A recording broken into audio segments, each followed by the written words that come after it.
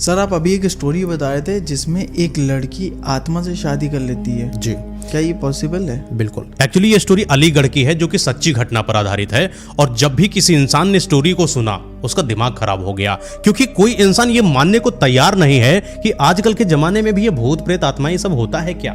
किसी भी इंसान के घर में किसी लड़की के ऊपर कोई आत्मा जाकर उससे शादी कर सकती है क्या? लेकिन ये सत्य है, सच्ची घटना पर आधारित है। अलीगढ़ का ही केस है। एक गरीब परिवार होता है, अच्छे से दोनों पति पत्नी वहां पर रह रहे होते हैं। समय बीतता गया, उनके यहाँ एक लड़की जन्म लेती है।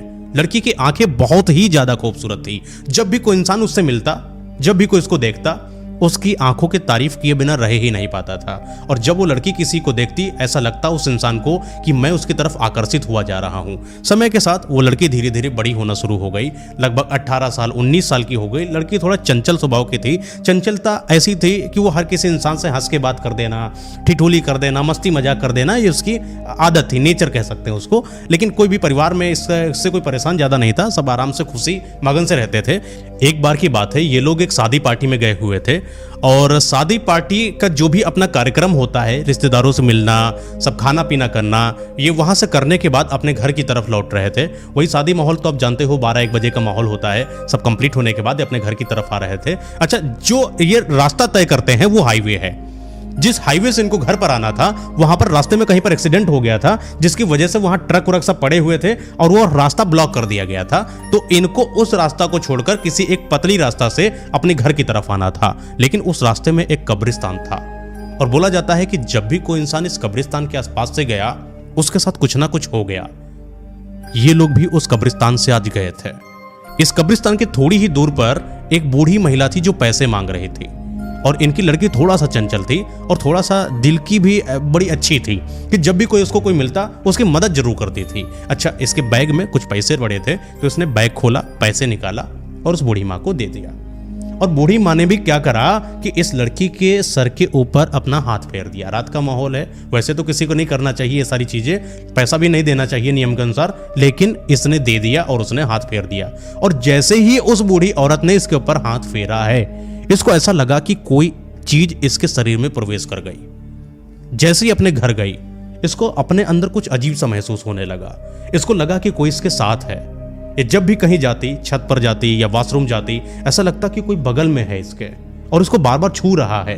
कोई इसको बार बार प्यार करने की कोशिश कर रहा है। इसके बाल बहुत ही लुभावने थे। इसको बार बार ऐसा लगता कि किसी का हाथ मेरे बालों में आ रहा है, कोई मुझे गुदगुदा रहा है, जिससे प्यार किया जाता है, गालों को खींच लिया जाता है। कुछ ऐसा इसके साथ अनुभव होने लगा। ये रात में होती, जब ये बिस्तर पर सो जाती और ये जब सुबह उठती, इसको ऐसा लगता कि किसी ने इसके साथ कुछ गलत हरकत करी है। इसके शरीर पे, बदन पे कहीं ना कहीं छोटे छोटे चित्ते चित्ते से निशान देखने को मिलते, खरोचने के निशान देखने को मिलते। ये बड़े परेशान होने लगी। अच्छा, इसका स्वभाव भी धीरे धीरे अपने परिवार के प्रति बदलने लगा। ये पहले जो बड़ी सौम्य थी, लोगों से हंस खिल के बातें करती थी, अब ये शांत होने लगी। लोगों से जब भी मिलती उखड़ के बात करती। अपने परिवार में भी कोई काम ढंग से ना करती, चीजों को तोड़ देती। गुस्सा इतना ज्यादा हावी हो जाता कि किसी को अपने आगे नहीं समझती थी। माँ बाप को अपने आगे बिल्कुल भी नहीं समझती थी। अगर कोई भी इंसान इसके घर प्रवेश करता था, उसको इस नजर से देखती थी कि दोबारा वो इंसान इसके घर नहीं आता था। और ऐसा अफवाह फैल गई कि इनके घर में न जाना बड़ा अजीब सी हो गई है लड़की। और ऐसी अफवाह फैल गई कि इस लड़की के साथ कुछ ना कुछ गलत है। हर कोई इंसान इसके इस हरकत के बारे में बात करने लगा। अच्छा, इसके जो खराब रवैये को देखकर माँ बाप तो बहुत परेशान ही थे, लेकिन लड़की भी कहीं ना कहीं बहुत परेशान थी। ये जाती अपने माँ से बताती, माँ मुझे कुछ अजीब सा होता है, कुछ मुझे अच्छा नहीं लगता है, मुझे बड़ी बेचैनी से लगती है, क्यों मेरे साथ ऐसा हो रहा है, मुझे डॉक्टर्स के पास लेकर चलो। डॉक्टर के पास इनका इलाज कराया गया। हर तरीके की जो चीजें करी जा सकती है कि इंसान करता है, सब कुछ कराया जा चुका। इनको साइकेट्रिक्स एक होते हैं, जो आदमी आता है, समझाता है, दिखाता है, उनके पास तक इनको लेकर जाया गया। लेकिन इनके साथ, इस लड़की के साथ कुछ भी ऐसा बदलाव नहीं हुआ जो इसको नॉर्मल कर दे। हर समय गुस्सा, चेहरे पर लालिमा, एकटक किसी को देखते रहना, आंखें लाल हो जाना, गुस्सा करना, ये सारी हरकत होने लगी। अच्छा, एक बार की बात है, ये रात का समय था और ये अपने कमरे में अकेले सो रही थी। इसके कमरे से अजीब अजीब सी आवाजें आ रही थी, बड़ी भयानक सी आवाजें थी। इनके पापा जगे हुए थे। इनको लगा कि पता नहीं कोई हो सकता है, चोर आया हो घर में। ये इधर उधर, ऊपर नीचे, छत पर, हर जगह देख रहे हैं कि कौन है कौन नहीं।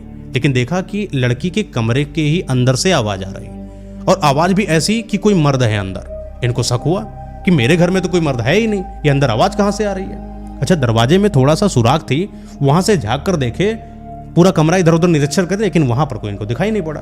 लेकिन फिर भी आवाज लगातार आ रही थी मर्द की। इन्होंने देखा कि इनकी लड़की जग रही है और शीशे के आगे बैठकर किसी से बातचीत कर रही है।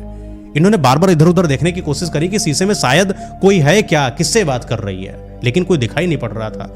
हल्का सा जो शीशा है उसके कोने से थोड़ी थोड़ी जगह दिखाई पड़ी। इनको ऐसा लगा कि इसमें कोई परछाई बन रही है, लेकिन वो मेरी लड़की की परछाई है ही नहीं। लड़की की परछाई होती तो उसके बाल दिखते, सब कुछ दिखते, लेकिन इनके पापा को वो सब नहीं दिखाई पड़ा। ऐसा लगा कि कोई मर्द है उनके अंदर। ये बड़ा अंदर से भयभीत हो गए, लेकिन हिम्मत करके वहीं पर खड़े होके सारी बातें सुन रहे थे कि हो क्या रहा है।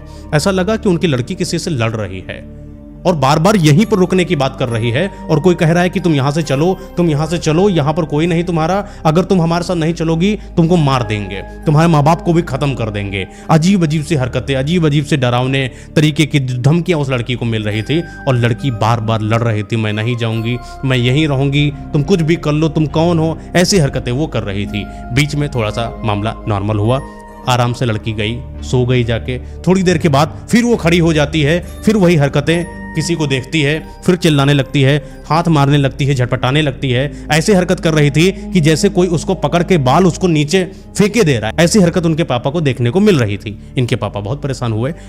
इनको अंदर से ये तो पता चल गया अब कि कोई तो है मेरी बेटी के ऊपर, कुछ तो हुआ उसके साथ। बोले नहीं। सुबह का समय हुआ, इनके संपर्क में एक तांत्रिक थे, उनको बुलाया, बताया कि मेरे इस घर में ऐसा हो रहा है और ऐसी हरकत आज मैंने अपनी बिटिया के साथ रात में देखा है। तांत्रिक आए, पूरे घर का निरीक्षण करा और इस लड़की का भी निरीक्षण करा, तो बोले कि इस लड़की के साथ कोई तो है जो इसको अपना बनाने के लिए आया है, कोई है जो इस लड़की से शादी भी कर चुका है और इसकी आत्मा अब उसकी गुलाम बनती चली जा रही है। अगर समय रहते इसका इलाज ना करा गया तो ये आपकी लड़की हमेशा हमेशा के लिए आपको छोड़कर चली जाएगी और आप कुछ नहीं कर पाओगे। माँ और पापा इनके दोनों बहुत परेशान हो गए। करना क्या है? बोले तांत्रिक से बताओ कैसे करा जाए। तांत्रिक बोले कि इसका निवारण करना बहुत कठिन है, क्योंकि जो आत्मा इस लड़की के ऊपर है, जिसने इसके ऊपर कब्जा करा हुआ है, वो कोई साधारण आत्मा नहीं है, बल्कि ऐसी आत्मा है जो इसको कभी ना छोड़ने वाली है और इसका कोई भी बाल बाका नहीं कर सकता। अगर आप भी इसको मारने के लिए या इसको समझाने के लिए या ये तो आपकी किस्मत है कि आपने दरवाजा खोलकर लड़की को कुछ समझाने या डराने या अपने पास खींचने की कोशिश नहीं करी, वरना उसी वक्त आपकी मृत्यु हो जाती, वो आत्मा आपको भी मार सकती थी। ये तो अच्छी बात है कि आपने वहां पर कुछ छेड़खानी नहीं करी। पापा लोग परेशान तो थे ही, बोले कि बाबा जी ये सब छोड़िए, आप ये बताइए करा क्या जाए, इस चीज से मुझे निकालिए, मुझे अपनी लड़की को खोना नहीं है, मेरे परिवार में मेरी इकलौती लड़की है, मैं कैसे खो सकता हूं। तो बाबा बोले कि इसका निवारण है, लेकिन यहां घर पर नहीं कर सकते, क्योंकि जितनी ये खतरनाक आत्मा है, इसको बंधन में लाने के लिए, इसको अपने कब्जे में लाने के लिए भी मुझे कोई अपने ही मठ की आवश्यकता होगी, जहां मेरी शक्तियां होंगी, जहां मेरे साधना करे हुए मंत्र होंगे, वहीं पर हम इस आत्मा पर अपना अधिकार जमा सकते हैं। यहां पर तो ये मेरे बस में भी नहीं है, ये मुझे भी मार सकती है। उनके पापा बोले तो ठीक है, क्या करा जाए। बोले शनिवार के दिन, वही रात का समय है, 7-8 बजे के आसपास आइए, मठ पर आइए, साथ में लड़की को भी लेकर आइए। और ये तांत्रिक जो है इनके घर से वहां पर चले गए।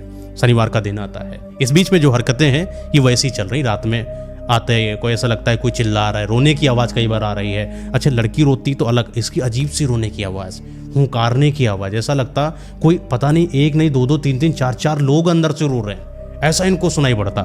शनिवार का दिन आता है, रात के 7 बजे के आसपास। अच्छा, इस लड़की को पता नहीं अंदर से क्यों एहसास हुआ कि मेरे माँ बाप मुझे कहीं किसी गलत जगह पर लेकर जा रहे हैं। माँ बाप बोले चलो, ये जाने को तैयार नहीं, जबरदस्ती बोले चलो, ये जा ही नहीं रही थी। लेकिन एक वक्त के बाद माँ बाप ने बोला कि चलना ही पड़ेगा, कुछ ऐसा बहाना बनाया कि साथ में लड़की को लेकर पहुंच गए मठ पर। अच्छा, मठ के जो वो तांत्रिक थे, उन्होंने पूरा सब अपनी तैयारी कर रखी थी कि कैसे क्या इस आत्मा को अपने कंट्रोल में लेकर आना है। लड़की को सामने बिठाया और तांत्रिक ने एक चौकी बनाई। इस चौकी पर चारों जगह दिए जलाए और अपने तरीके का जो भी तांत्रिक मंत्र वगैरह होता है सब कुछ सिद्ध करा हुआ, सब करना शुरू कर दिया। और देखा कि वो लड़की वहीं पर तड़पना शुरू हो गई है। ऐसा लगा कि उसके अंदर कोई है जो अजीब सी आवाज में चिल्लाने की कोशिश कर रहा है। उसकी आंखें ऐसा बाहर की तरफ निकल रही हैं, जो भी उसको देख रहा है एकदम भयभीत हुआ जा रहा है। माँ बाप उनके सामने खड़े और देख के हैरान हुए जा रहे हैं कि मेरी लड़की ऐसी हरकत कर रही है, वो भी कैसे, हो कैसे सकता है ऐसा, मेरी लड़की तो कहीं गई भी नहीं, अचानक इसके साथ ये क्यों हो रहा है। तांत्रिक अपने पूरे तैयारी में थे, उनके चेले वगैरह सब हाथ में भभूत कुछ लिए थे और उठा के ऐसे लड़की के ऊपर मारा, और जैसे ही लड़की के ऊपर मारा कोई एक अजीब सी आत्मा से बाहर निकल कर आई, और जैसे ही बाहर निकल कर आई इनके चेले वगैरह जो अपना मंत्र वंत्र से इसको आत्मा को वहीं पर बांध दिया, और बांधने के बाद वहीं पर रोक दिया। उससे पूछे तुम इस लड़की को छोड़ क्यों नहीं रहे हो, क्या वजह है, क्यों इसको अपने गिरफ्त में लिए हो, क्या हुआ है, वजह क्या है। बहुत तेज तरीके से आत्मा चिल्लाई। उसके चिल्लाने का तरीका, उसकी आंखों से देखने का तरीका इस तरीके का था कि मुझे यही लड़की चाहिए, ये मेरी है, इसको कोई नहीं मुझसे छीन सकता, जो भी इसके बीच में आया मैं उसको खत्म कर दूंगा, मैं उसको तबाह कर दूंगा, तू तांत्रिक दूर चला जाए यहाँ से, तू मेरे और इसके बीच में ना आया, मैं और ये हमेशा के लिए अमर हैं, इसको मैं अपनी दुनिया में ले जाने आया हूँ। तांत्रिक बहुत गुस्सा हुए, उन्होंने फिर से कुछ निकालकर उस आत्मा पर मारा कि बोला कि तू इसको मत लेकर जा, ये तेरी नहीं है, कुछ भी कर लेकिन ये तेरी नहीं है, तुम्हारा कुछ और केस बताओ, क्या हुआ था तुम्हारे साथ, क्यों ऐसा कर रहे हो तुम, जबकि ये तो इनकी लड़की है, ये तुम्हारी शादी ही नहीं हुई अभी तो इनके बात भी नहीं हुई शादी की। सब कुछ ऐसा समझाया लेकिन आत्मा वो समझने को तैयार नहीं थी। आत्मा बोली हम दोनों एक दूसरे से प्यार करते थे और ये भी मुझे बहुत ज्यादा प्यार करती थी। समय के साथ हम दोनों शादी करने को तैयार हुए, लेकिन हमारे परिवार वाले एक दूसरे की शादी से तैयार ही नहीं थे, खुश ही नहीं थे। हम दोनों ने फैसला लिया कि अब हम दोनों भागकर शादी करेंगे, लेकिन भागकर शादी भी करी तो हमारे परिवार और इनके परिवार वालों ने हमको ढूंढ लिया और फिर अलग कर दिया। एक समय ऐसा आ गया कि जब हम लोगों ने सोचा कि अब शायद इस दुनिया में हम लोग साथ नहीं रह सकते हैं, चलो हम दोनों लोग मर जाया जाए। हम दोनों ने फैसला लिया कि एक पुल के ऊपर जाकर कूदकर छलांग मार देंगे। हम लोग गए भी, एक पुल के पास पहुंच गए सबसे ऊपर, और मैंने बोला कि मैं तुमसे बहुत प्यार करता हूं, इसने भी मुझसे बोला कि मैं तुमसे बहुत प्यार करती हूं। मैंने इसका हाथ पकड़ा हुआ था, इसने मेरा हाथ पकड़ा हुआ था, और मैंने उस पुल के ऊपर से छलांग मार दी और मेरी मृत्यु हो गई। लेकिन मैंने रास्ते में देखा कि ऊपर खड़ी थी और इसने छलांग नहीं मारा, और जब इसने छलांग नहीं मारा तो मुझे बड़ा अंदर से खराब लगा। ऐसा लगा कि मुझे कुछ अधूरा सपन लग रहा है, मेरी इच्छाओं की पूर्ति नहीं हो रही है, मैं नीचे मर गया। लेकिन मैं इस तलाश में रहा कि काश ये भी आए, ये भी आत्मा बनकर आए और मुझे अपना ले और हम दोनों फिर से एक दूसरे के साथ खुशी से रह सके। लेकिन ये मुझे कहीं नहीं दिखाई पड़ी। मैंने सदियों तक इसका इंतजार करा, लेकिन आज तक मुझे ये नहीं दिखी। लेकिन उस दिन जब मुझे दिखी तो मुझे लगा कि शायद मुझे मेरा प्यार मिल गया हो। तब से मैं इसके पास आ गया हूं और अब मैं इसी के साथ रहूंगा, क्योंकि हम दोनों ने शादी करने का फैसला किया था और अब तो हमारी शादी भी हो गई है। अब हम इस दुनिया में रहेंगे, इसको मैं अपनी दुनिया में लेकर जाऊंगा और हम दोनों खुशी से अपनी दुनिया में मगन रहेंगे, एक दूसरे से प्यार करेंगे। और हम दोनों के बीच में जो कोई भी आएगा मैं उसको मार दूंगा, चाहे जो हो जाए, मैं इसको कहीं नहीं छोड़ूंगा, मैं अपने पास लेकर जाऊंगा इसको। तांत्रिक बहुत गुस्सा हुए। तांत्रिक बोले ये वो नहीं है जिसकी तुम तलाश कर रहे हो सदियों से, ये तो कोई और है। बल्कि हो सकता है कि तुम्हें दिख रही हो कि ये तुम्हारी जैसी हो, लेकिन असल में वो है ही नहीं जिसकी तलाश तुम कर रहे हो। वो जो आत्मा है वो बहुत तेज चिल्लाई, गुर्राई, बोली कोई फर्क नहीं पड़ता मुझे कि वो है या नहीं है, मुझे तो बस यही चाहिए, मुझे इसी में अपना प्यार दिखता है, मुझे लगता है कि यही मेरी है, और अब हो या ना हो लेकिन मुझे यही चाहिए और मैं इसे इस दुनिया से लेकर जाऊंगा। कोई भी आया मैं उसको खत्म कर दूंगा। तांत्रिक बोले तू समझ जा, ये वो नहीं है, गलत लड़की के चक्कर में पड़े हो, परिवार उनका बर्बाद हो रहा है। तुम समझो कि तुमने अपना प्यार खोया है। क्या तुम चाहते हो कि कोई माँ बाप अपनी बिटिया को खो दे और हमेशा हमेशा के लिए परेशानी में रहे, रोती रहे, परेशान होता रहे? कुछ मतलब समझाने की एक तरीके से तांत्रिक ने कोशिश करी, लेकिन आत्मा अपनी जीत पर अड़ी थी। बोली नहीं, मुझे यही चाहिए, मुझे कोई फर्क नहीं पड़ता कि इनके माँ बाप रोए या कोई रोए, मुझे यही चाहिए। और जब बहुत समझाने के बाद भी वो आत्मा नहीं मान रही थी तो तांत्रिक ने अपनी शक्तियों का इस्तेमाल करा और कई सारे मंत्रों का उपयोग करके उस आत्मा को बंधक बना लिया और एक बोतल में बंद कर दिया और कहा कि ये बोतल वो देकर उनके माँ बाप को कि किसी ऐसी जगह पर गाड़ दो जहां पर दूर दूर तक कोई इसको देख ना पाए, और अगर धोखे से कहीं बोतल टूट गई तो ये आत्मा दोबारा निकल आएगी और फिर से इस लड़की के पीछे पड़ जाएगी।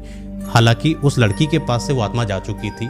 अब लड़की वैसी ही थी जैसे वो थी, माँ बाप भी खुश, लड़की भी खुश, सब लोग अपने घर ले चले गए। अच्छा, ये जो बोतल थी, इनके माँ बाप अपना जो इनका घर था, घर के पास ही इनका खेत था, खेत के बहुत नीचे गड्ढा करा और उस गड्ढे में जाकर इन्होंने बोतल को गाड़ दिया। लेकिन कुछ दिनों के बाद इस लड़की की शादी हो जाती है और धीरे धीरे ये जो माँ बाप हैं इनकी भी मृत्यु हो जाती है। और ये लड़की के जो ससुराल वाले थे उन्होंने इनके घर और एक खेत को बेच दिया था, और जिसने भी खेत लिया हुआ था उसके मालिक ने उस खेत की मरम्मत करने के लिए खेत को खुदवाया था। और कहा जाता है कि जब खेत खुद रहा था तो कोई बोतल टूटने की आवाज आई थी।